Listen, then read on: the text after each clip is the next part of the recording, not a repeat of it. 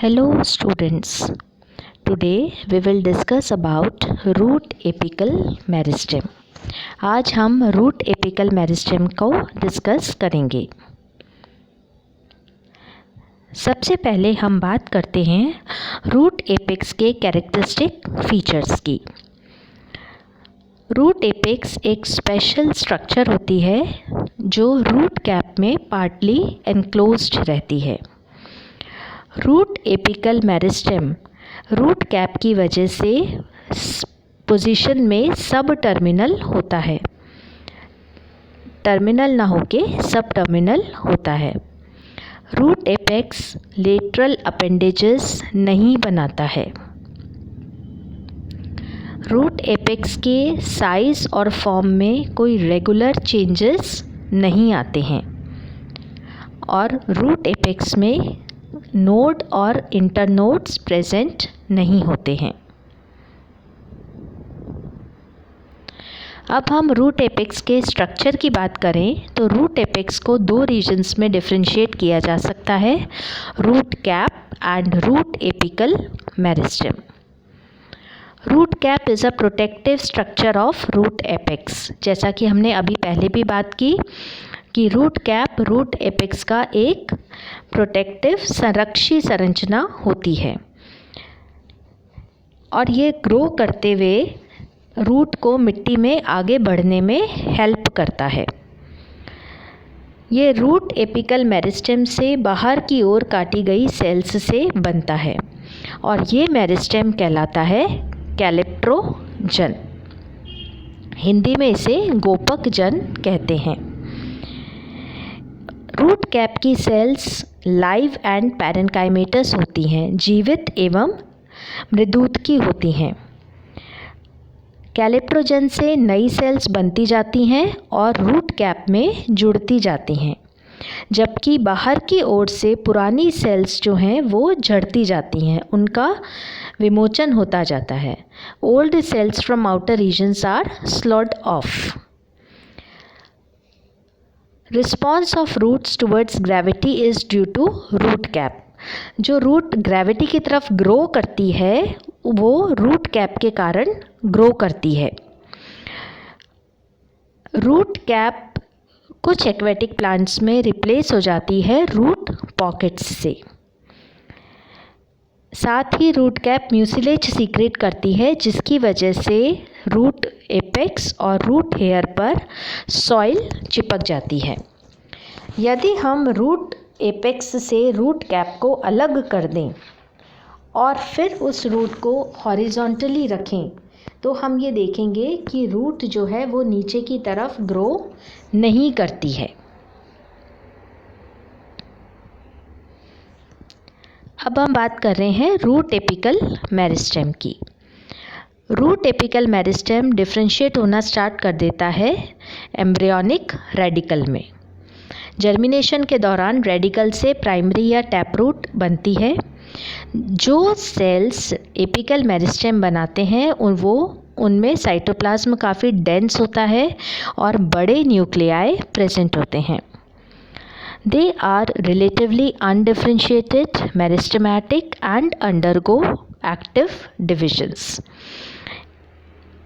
ये जो सेल्स हैं ये अविभेदित होते हैं, मेरिस्टेमेटिक होते हैं और बहुत तेज़ी से इनमें डिविजन्स होते हैं और इन्हीं टिश्यूज़ से मैच्योर रूट के जो टिश्यूज़ हैं वो इन्हीं इनिशियल से मैच्योर रूट के टिश्यूज़ बनते हैं।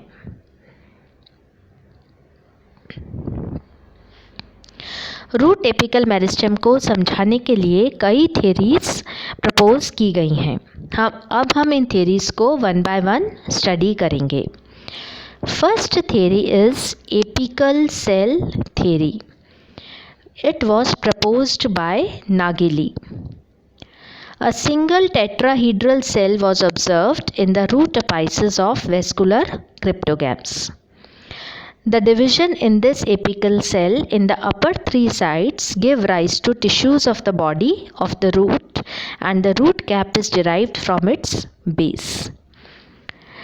वेस्कुलर क्रिप्टोगैम्स के रूट अपाइसिस में एक सिंगल टेट्राहीड्रल चतुष्फलकीय शीर्षस्थ कोशिका ऑब्जर्व की गई थी और ये देखा गया कि इस एपिकल सेल में ऊपर की 3 साइड्स पे डिवीजन होता है जिससे कि रूट की बॉडी बनती है और बेस से जो डिवीजन होता है उससे रूट कैप बनता है।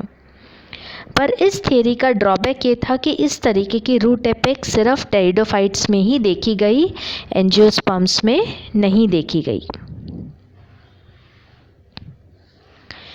Then the next theory is histogen theory. Histogen theory was proposed by Hainstein. इस theory को propose किया था Hainstein ने। According to this theory, 3 layers of meristem or histogens exist in the root apex: dermatogen, peribulum and plerome. इस theory के अनुसार meristem की 3 layers या हिस्टोजन्स प्रेजेंट होते हैं: डर्मेटोजन, पेरिब्लम और प्लेरोम। डर्मेटोजन त्वचाजन, पेरिब्लम वल्कुटजन और प्लेरोम रंभजन। और इन तीनों लेयर्स का अपना एक स्पेसिफिक फंक्शन होता है। डर्मेटोजन से एपिडर्मिस बनता है, पेरिब्लम से कॉर्टेक्स बनता है और प्लेरोम से वेस्कुलर सिलेंडर बनता है। हैबर्ड-लेंट ने 1914 में इन 3 हिस्टोजन्स का नाम रखा प्रोटोडर्म, ग्राउंड मेरिस्टेम और प्रोकेम्बियम।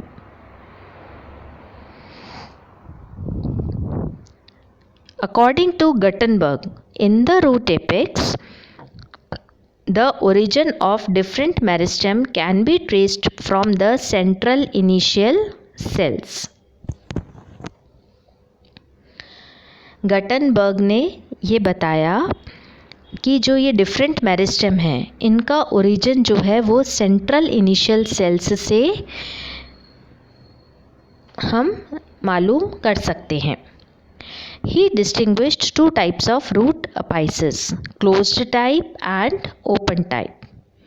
Closed type में क्या होता है? Initials of various tissues are already discrete and lie immediately adjacent to the central cells. जो different tissues के initials हैं वो स्पष्ट होते हैं और बिल्कुल central cells के पास में present होते हैं। They have separate initials for vascular cylinder and cortex. Vascular cylinder और cortex के लिए separate initials होते हैं।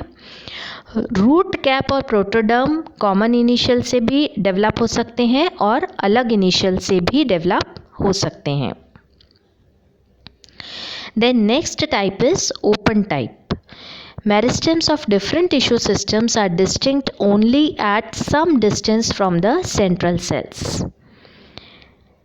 ओपन टाइप में डिफरेंट टिश्यू सिस्टम्स के जो मेरिस्टेम हैं वो सेंट्रल सेल से कुछ दूरी पर स्पष्ट होते हैं। This type has common initials for all tissue systems. इस टाइप में सारे टिश्यू सिस्टम्स के लिए कॉमन इनिशियल्स होते हैं या फिर बाकी सब के लिए तो कॉमन होते हैं और वेस्कुलर सिलेंडर के लिए अलग होते हैं। ये हम डायग्राम से भी समझ सकते हैं कि ग्राउंड मेरिस्टेम से कॉर्टेक्स बन रहा है, प्रोकेम्बियम से सेंट्रल वेस्कुलर सिलेंडर बन रहा है और protoderms give rise to epidermis. Then the third theory is Korper Kappe theory. Korper Kappe theory was proposed by Schuepp. इसे शुप ने प्रतिपादित किया था। This theory explains the organization of root apex in terms of planes of division. ये theory root apex के organisation को कोशिका विभाजन के तल के आधार पर समझाती है।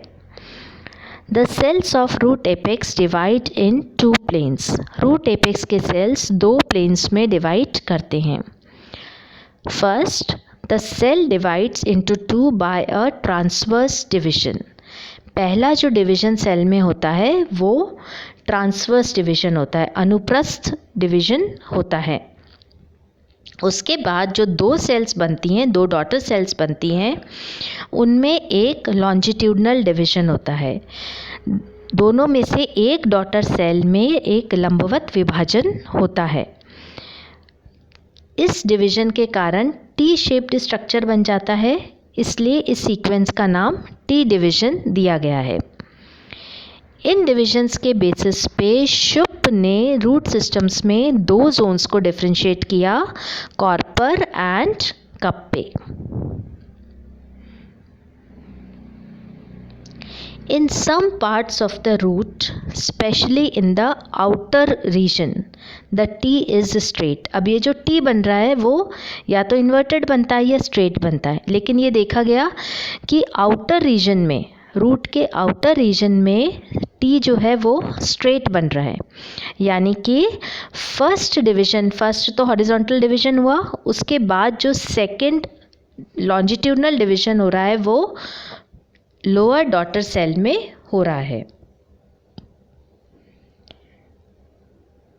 और रूट के इनर रीजन में T is inverted, that is the second division takes place in the upper daughter cell. जो सेकेंड डिवीजन हो रहा है, लॉन्जिट्यूडनल डिवीजन, वो ऊपर वाली डॉटर सेल में हो रहा है, जिसकी वजह से T जो बन रहा है वो इन्वर्टेड बन रहा है। The zone with inverted T type of division was termed as Corper. Inverted T जो बन रहा है उसे नाम दिया गया कॉर्पर, और जिसमें स्ट्रेट T था उसका नाम दिया गया कप्पे। ये हम देख पा रहे हैं कि इनर रीजन में T इन्वर्टेड है और आउटर रीजन में T स्ट्रेट है।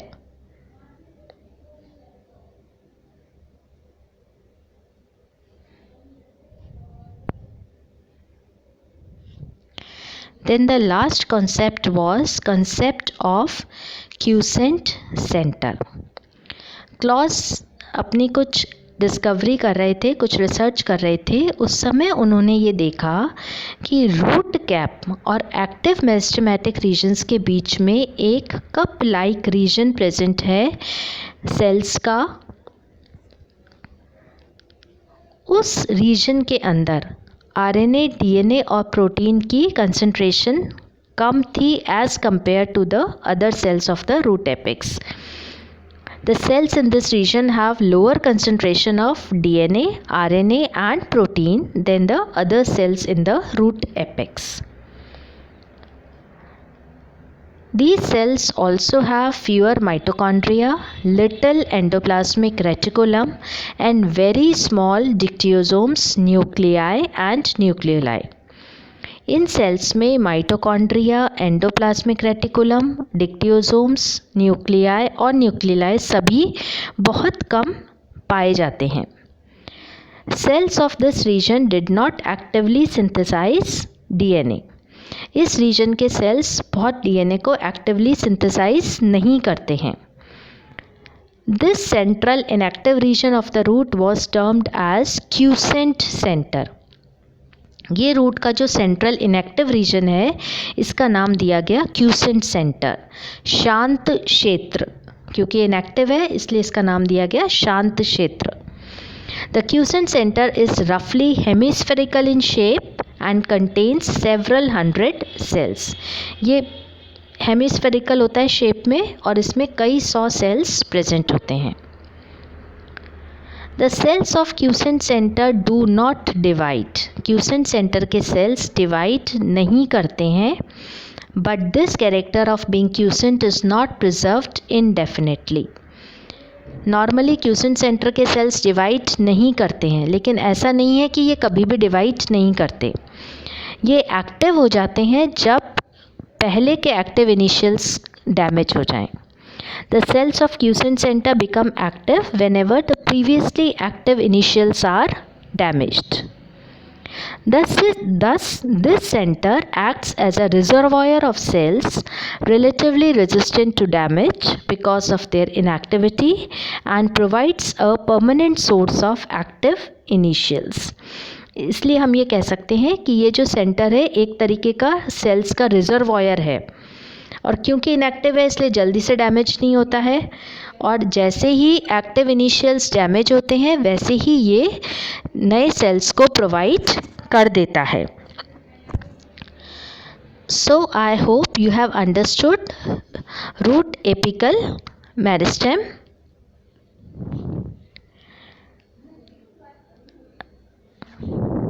Thank you so much.